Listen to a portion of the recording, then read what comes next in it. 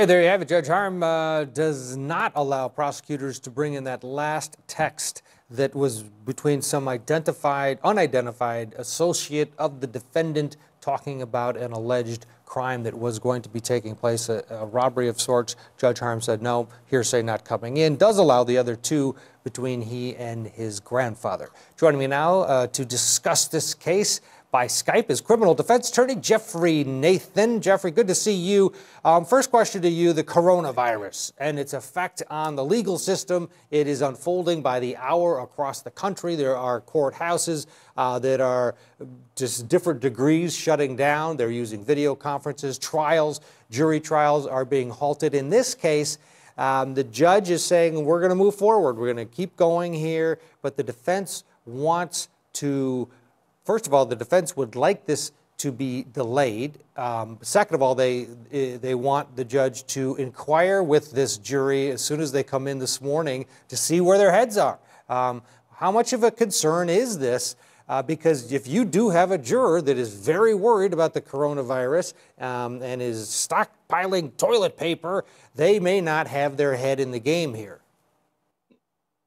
Well, we're going to go and work on the premise that jurors, once they're sitting in their chair, have put a national, international pandemic behind them, and that they're going to focus and concentrate on the evidence. Because remember, they swear when they're seated in those chairs, they swear to the court that they will put all external influences behind them. So the judges make sure that they admonish the jurors to do just that, and bearing in mind there is someone's life at stake here.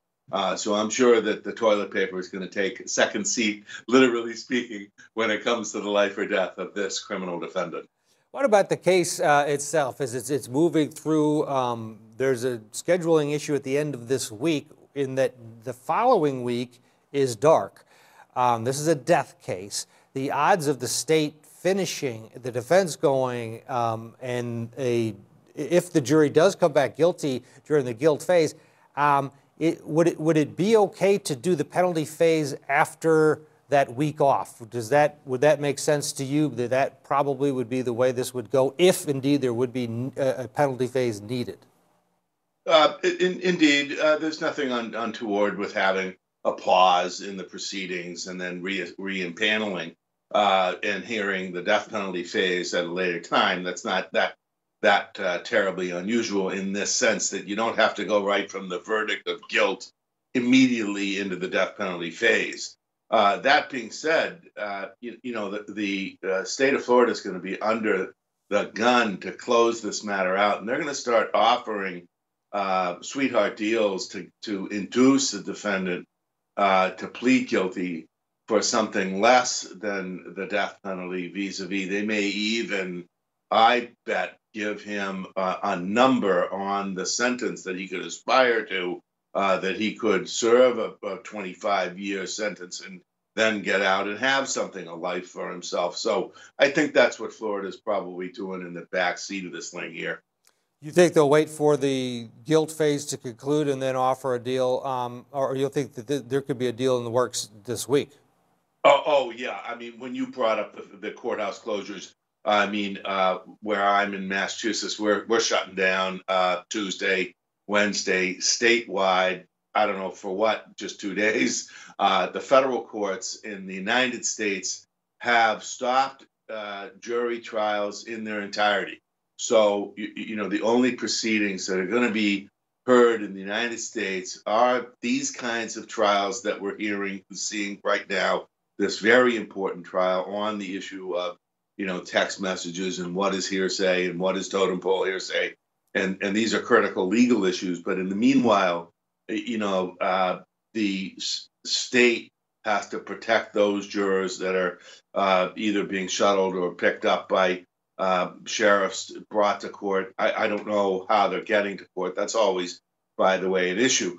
So here we have the health and safety of the entire state at issue, and Florida is going to want to punish this defendant, but they don't want to have a mistrial.